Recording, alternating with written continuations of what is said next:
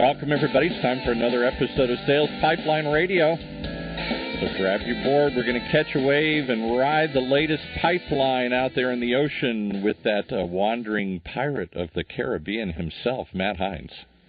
You know, a few years ago, that would have been a nice analogy. It's getting a little old. Number one at the box office this week, so, you know. Well, people will watch anything, apparently. But, yeah, I think Silver Surfer, Guardians of the Galaxy, those was better movies, better analogies. So we'll keep working on it. All right, we'll keep working. Awesome. Well, thank you very much, Paul. Thanks, everyone, for joining us today on Sales Pipeline Radio. Excited to have everyone with us again, as we are every Thursday at 2:30 Eastern, 11:30 Pacific, for those of you joining us at the live show. Appreciate you joining us. For those of you who are new, thanks for joining us. We feature sales and marketing experts in B2B every week in a conversation about what's new, what's working, what's different, what's not working in B2B sales and marketing and pipeline development. You can always catch us on our podcast as well. We are on iTunes as well as Google Play, and you can catch every episode on demand at salespipelineradio.com. I am really excited today to be featuring two of the architects of the demand unit waterfall from SiriusDecisions. With us today are Terry Flaherty and Kerry Cunningam, who just 2 weeks ago debuted the new demand unit waterfall on stage at the SiriusDecisions Summit in Las Vegas. Terry and Kerry, thanks so much for joining us today. Thanks for having me. I'm really excited to be here. So for many of you listening are probably well aware of the SiriusDecisions demand waterfall. First launched 14 years ago. It's interesting. I think a lot of people take for granted terms like sales qualified lead, marketing qualified lead, and the SQL, MQL sort of acronyms. They've become really sort of common nouns and common language in the marketing B2B marketing world, and most people, I think people don't really realize it. I mean, you guys invented that. I mean, those are creations of SiriusDecisions, and really you guys have pioneered that and sort of led that space for years. This year, with the introduction of the demand unit waterfall, a lot of things really change, and I think a lot of things change for the better. Maybe give people sort of the 1 minute history of the demand waterfall, where it had come, and then why did you decide to change it so dramatically this year? Yeah, I'd be glad to, Matt. So I think, as everybody knows, in 2006, we launched the first waterfall, and it became pretty much the industry standard, as you said, around defining key stages in the lead management process. In 2012, we had a new waterfall, right? And the reason we changed the waterfall in 2012 was we saw changes in technology, and we saw changes in process. So things like marketing automation getting a huge amount of traction, and people starting to adopt new processes like lead scoring, that had a huge impact on the lead management process. And also, like, tele became much more important in organizations. And we also had requests when we launched the original waterfall to give insight into not just marketing-generated demand, but sales and tele-generated demand. So in 2012, we announced the new waterfall. We called it the re-architected waterfall. Right? And that introduced some new stages. It gave visibility into lead scoring. It gave visibility into the input and output of tele. And we also had stages so we could see tele-generated demand and sales-generated demand in addition to the marketing-generated demand. Right? So that was 2012. But now that brings us to today. And over the last 5 years, we continue to see changes in both process and technology. Right? And some of the changes we start to see now is people starting to rethink who the buyer is, and a lot of work's been done on personas. A lot of work's being done around recognizing now that we really want to target groups of personas. So that was one big key driver. Right? The second is, before the waterfall started, when somebody had a direct connection with us, but if we look back at marketing investment and marketing effort, there's a lot of stuff that happens before somebody directly interacts with you. And so we thought it was important to look at that part of the lead management process and the demand management process and put some structure on how we think about stages before we have a direct connection with our prospect. And then the third thing was this big, huge focus on account-based marketing, and that starts to change how we think about what we measure, and it starts to put some structure around, like, who's the buyer? Is the account the buyer? Is the prospect the buyer? So all those things kind of work together to lead us to 2 weeks ago, where we introduced a new demand unit waterfall to address things like when do we start actually tracking somebody in the process? who really is the buyer and how do they move through a lead management process if we're changing kind of the concept of what a buyer is. Talking today on Sales Pipeline Radio with Terry Flaherty and Kerry Cunningham from SiriusDecisions, who just 2 weeks ago launched the new demand unit Waterfall. You can learn more about that at their website at SiriusDecisions.com. That's SIRIUS Decisions.com. Or if you just Google demand unit Waterfall, you're going to find about 2,000 photos of the funnel that were live tweeted directly at the conference. And it's what I like a lot of things about it. I like that it sort of eliminates the sales versus marketing distinction. You've got it's a simpler format, which is has its pros and cons, and we'll get into that. But I really like the idea of the demand unit. Talk a little more about the demand unit, how that's differentiated from a lead as well as an account, and why that matters so much. Yeah, sure thing. Great question, and something that we've been thinking about for quite a while. It really starts with understanding the nature of the disconnect between marketing and sales that has still existed, and we've been talking about it for a long time.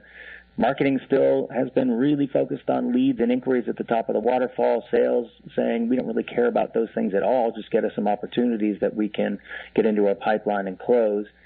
And, we think also about account-based marketing and the way that people talk about account-based marketing, using the word account all the time, but then kind of knowing that that's not really what we mean. Because if an account is a company, we know that we've got multiple opportunities to sell something within those accounts, many times. This demand unit, it was really our attempt to define what do we actually mean when we talk about the buyer. It has to be people, because people actually do the buying, but it isn't going to be one person in B2B most of the time. It's going to be a group of people that are acting together.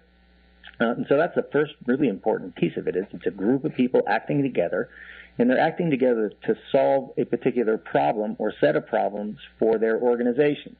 And so really what SiriusDecisions has been saying forever is if you want to understand your buyer, you've got to start with their needs. And so right at the center of this demand unit is that set of needs that you solve for your potential buyers.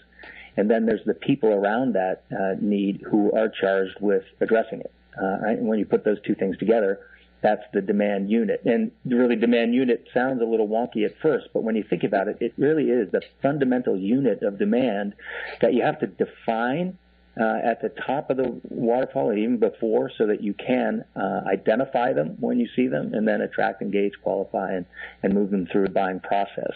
So that's how we were thinking about it. We have a lot of different analogies for it, atoms, molecules, all different ways of thinking about what that unit of demand is, but ultimately we thought, because it is literally, that's the unit that we're trying to attract and engage, that's what we would call it.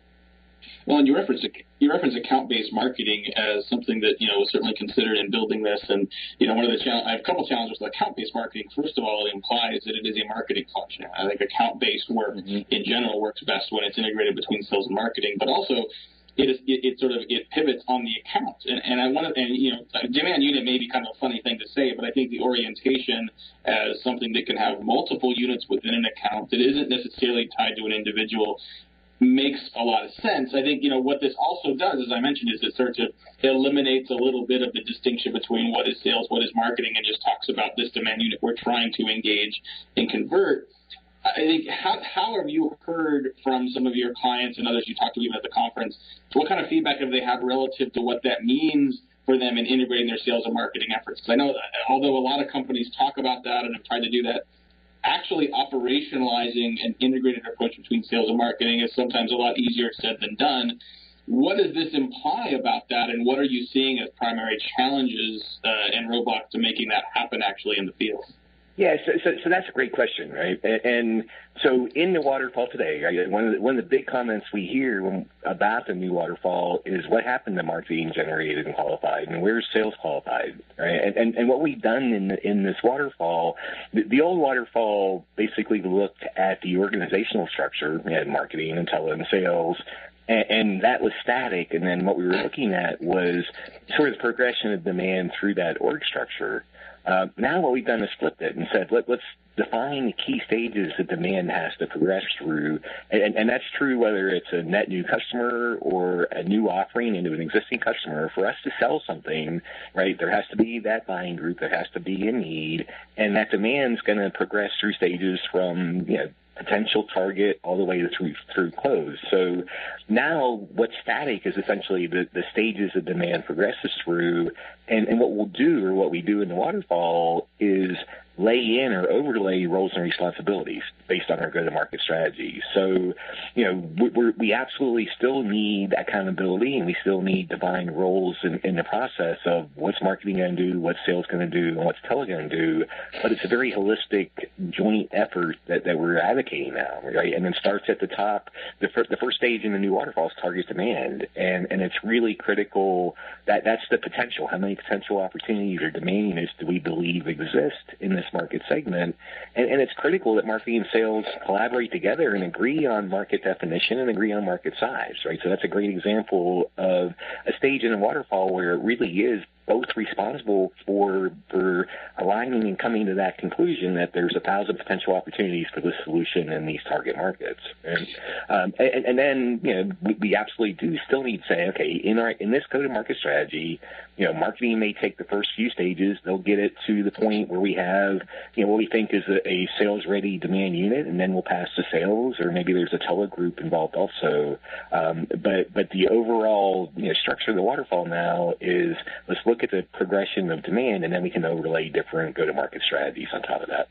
Yeah, I love that it starts now with the addressable market, right? Which is something that I think a lot of marketers haven't really thought about, right? You say, okay, well, here's who I'm talking to, and here's the number of leads I want. And, sometimes you don't step back and say, well, is it really realistic to think that 80% of our addressable market is going to become a lead in the next 12 months? Is this? You guys spend a lot of time thinking about the role in the integration between sales, marketing, and product as well. Is this an area where the product team and the product planners can really provide support to the waterfall as well to ensure that the denominator that you're starting from is accurate and really approachable? Yeah, you're spot on, and that was by stealth almost. One of the things that we're trying to do is drive alignment, not just between marketing and sales, but also all the way up to product. Because ultimately, in a lot of organizations, it's product who's really defining who the buyer is and doing all the work of really understanding what those needs are, and is usually has a number that they're accountable for, that's something around the target market and what percentage of it they're going to sell to and all of that. So they've been the holders of that information in a lot of organizations, but that information wasn't necessarily related at all to what marketing set as goals. And sometimes what marketing set as goals weren't really very closely related to what sales had, because marketing was talking about this unit that was a lead, and leads and opportunities are just not related to each other in the math very well.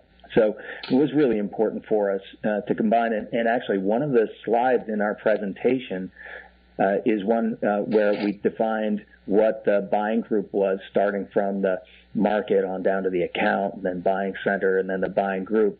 And it's funny that Kerry and I came up with a slide for representing that, and we showed it during our review process to the person who's been running our portfolio marketing forever. And she had a slide in her presentation that was almost exactly the same thing. We thought, okay, I think we got it right this time. We really converged on the same view of the market.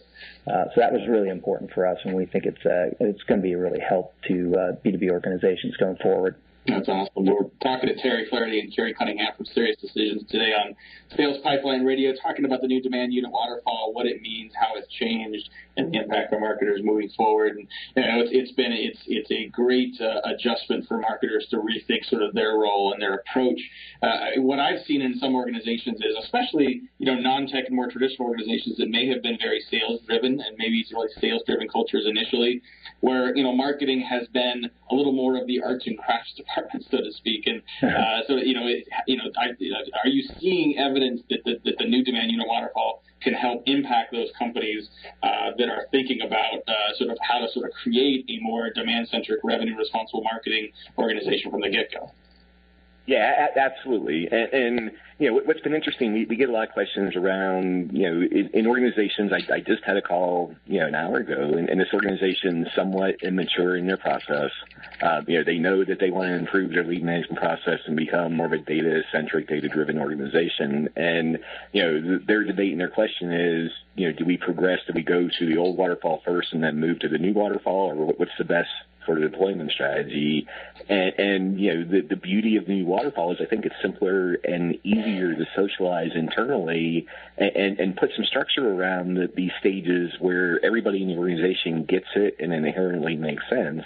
And so, they're going directly to the new waterfall. We're talking about implementation strategies with them that make it, very straightforward for them to be able to deploy this. And everybody's really excited just because it gives them a way to have common definitions, common process, and start to put quantification around, how marketing is adding value, how sales is adding value, how the whole organization, is going to grow. Yeah, I would agree. I think that we could say demand unit itself may be a wonky term, but the overall format and approach of the waterfall, I think it's easier to explain. It's easier for an executive team that may not be immersed in the marketing world to understand. I find it's easier to speak the CFO's language when you're a marketer versus explain to them new acronyms sometimes. So, talking about addressable market and available demand and then interested engagement. These stages of demand units just, I think, make a lot more sense and are a lot easier for a lot more organizations to wrap their arms around. So kudos to you guys for that. Thanks, Matt. And the key thing, I think, what's really powerful with the demand unit, and you touched on it earlier, is it's really, sort of a single opportunity within an account. But another key element we added or we introduced at Summit was, how we apply demand units at an account level, which is what we call a demand map, right? And so the demand map basically helps organizations, visualize and quantify how many different potential opportunities are there for our company in this account, right? And it's a structure that looks at the potential different buying groups that we're targeting. It looks at the needs and looks at the solutions and helps us put, some structure around account-based marketing from the perspective of these are the potential opportunities we're targeting. Here's how we can then measure our progression of these different opportunities that exist in that organization. And so, the last call I had, they had 9 potential opportunities in a typical account. And those opportunities may range from, hey, they're just conceptually potential opportunities that exist on paper because, an organization of this size in this industry should have this business pain, to here's some where we verify and we know they're trying to solve this business pain, and here's some where they're actually customers already. We closed these opportunities. And so that demand map, really becomes a strategic backplane of how do we quantify the potential, and then how do we define our go-to-market strategy to realize that potential, right? What role does marketing, sales, and tele have kind of each one of those demand units across the demand map? Absolutely. We're going to take a quick break, pay some bills. We'll be right back with a little more from Terry Flaherty, Kerry Cunningam, SiriusDecisions. We'll be right back. You're listening to Sales Pipeline Radio. Building a sales development competency is critical to lasting revenue growth. Learn how to grow your business and register for the Modern Marketer's Workshop, Sales Development, the essential building blocks for revenue growth. A fully online interactive workshop on June 6th and 7th from 11 a.m. to 12:30 p.m. Pacific. You'll learn how to build a scalable, united sales and marketing engine to lead your organization toward your revenue objectives. Visit www.heinzmarketing.com/workshops. That's HEINZ marketing.com and register today. All right, let's pick it back up with Matt, who is also, I don't know whether you know this, but he's actually Johnny Depp's better-looking younger brother here. But none of those things. But thanks for trying. I appreciate that. Well, thanks everyone for joining us back here at Sales Pipeline Radio. If you like our conversation with Terry and Kerry from SiriusDecisions, want to share some of this with your team, if you're thinking about the demand unit waterfall, definitely encourage you to check that out at SiriusDecisions.com. We'll have links to the new waterfall on our site in our show notes, and you can definitely get a replay of this entire episode on SalesPipelineRadio.com, and it'll be up on our podcast here shortly. Definitely check us out the next few weeks. We got some great guests coming up. We've got Daniel Gogger, who's the CMO at PFL. We're going to be talking about omni-channel marketing, tactile marketing. We've got some great conversations coming up Martin Lindstrom is joining us later in June on neuromarketing and why he thinks that's the next big buzzword in B2B. Boy, if we had more time, I think we could go deep on neuromarketing, AI, and all kinds of weird stuff with Terry and Kerry today. And then we're talking about conversational sales presentations with Nadia Gaussi from Prezi, and talking about why conversational sales presentations beat linear sales presentations every day of the week.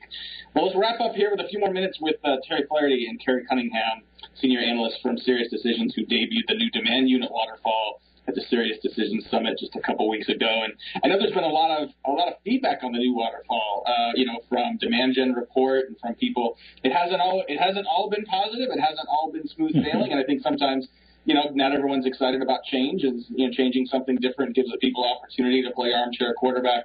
I guess when I look at that, I think, well, doing demand gen and doing B2B demand gen is difficult. Coming up with sort of a single way of defining that for everybody is quite difficult. I think, you got to come up with some kind of a standard. But, how have you guys seen reaction to the Waterfall? What are some of the points of feedback you've heard in the last couple of weeks, and how has that even sort of helped you sort of redefine or rethink or even sort of hone your thinking around the Waterfall operation? Mm-hmm. That's a great question. It's always a lot of fun to put these things out there in the marketplace and see how people respond to them. I think the responses that we've seen are largely positive. Absolutely some critiques that oftentimes are quite valid, that address particular situations. For instance, how do I do this? What if this happens? How are we going to do that? How do you account for this situation? And there's plenty of those situations that we think we're going to be continuing to work with our clients on developing solutions for. One of the things I think is really critical about this implementation of the demand unit Waterfall is that a lot of the things that people are concerned about with it, for instance, do I have a good measurement of my addressable market? Do I have a way of getting a good measurement of the active demand stage, which demand units are actually in market? How do I link contacts and leads to those demand units at the top of the waterfall? Those are questions that people are asking us. They're great questions. There are a variety of different answers, but people aren't doing them today for the most part, and so those questions cause people concern. One of the things that I think is really great about this, though, is that if you start down the road of solving for those questions in your organization, if you haven't done them yet, even if you don't get to all the way to the full implementation of the demand unit Waterfall this year, you'll still make a lot of progress in improving your organization's performance if you answer one or two or three or four of those questions. So it's not a situation where you have to implement the entire demand unit Waterfall tomorrow in order to take advantage of what's in it. Just getting started, making sure that you as an organization agree what your target market looks like, both in you understand what a demand unit is and how many of them there are. If you get aligned on that, if you're not today, that's going to be a big boon for you. If you figure out how to identify which demand units are likely to be in market today and agree on that across marketing and sales, that's a huge advantage, even if you don't yet have a stage for that in your waterfall. So we want everybody to adopt the demand unit waterfall, but we also think just taking the steps that are necessary to do it are all going to be helpful in and of themselves. Well, the conversations around that internally are enormous, right? I mean, whether or not you fully implement this next week, next month, next year, just simply thinking about demand as not marketing versus sales, not leads versus opportunities, how does this integrate with the sales organization? That conversation internally is going to generate improvement.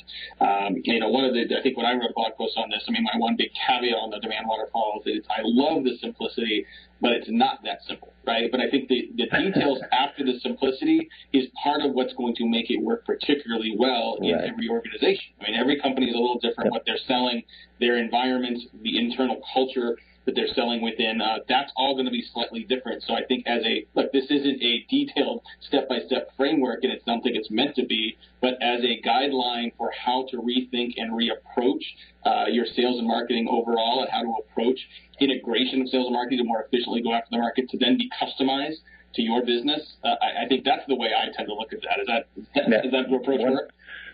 100%. Yeah, that's spot on. And again, Terry and I and the rest of our colleagues, a lot of us have worked on this for quite a while. We want everybody to do this. But we know that that's not realistic today, and it may not even be the best thing for everybody today. But just as you said, getting down the road toward answering these questions in your organization and getting really good answers, that's going to make a huge difference, and that's what we want people to start doing right away. Well, guys, I know we're running out of time here. Really appreciate, I know you guys are crazy busy. It's just a couple weeks out of Apple Summit, so you're either sort of running around helping people sort of interpret this, or maybe you're calling in from a beach, finally getting a chance to relax. So either way, really appreciate your time today. I've been giving people sort of just SiriusDecisions.com as a place to go learn more, but where else do you recommend people go to check out more detail on the demand unit waterfall? Well, I think SiriusDecisions.com is the best place to do it, and we're going to be publishing an FAQ blog post soon that will answer a lot of questions that we know that people have about that. Terry, do you have other thoughts? No, I agree. I think SiriusDecisions.com is a great point for all things waterfall. Awesome. Well, thanks again very much to our guests, Terry Flaherty and Kerry Cunningham from Sirius Decisions, talking about demand unit waterfall today. If you want to learn more about the demand unit waterfall, definitely SiriusDecisions.com, SIRIUS Decisions.com.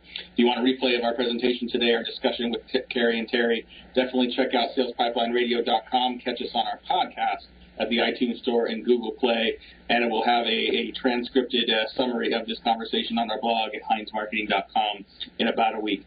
Make sure you join us every week, 2:30 Eastern, 11:30 Pacific. We've got a lot of great guests, great conversations on B2B sales and marketing coming up over the next few weeks.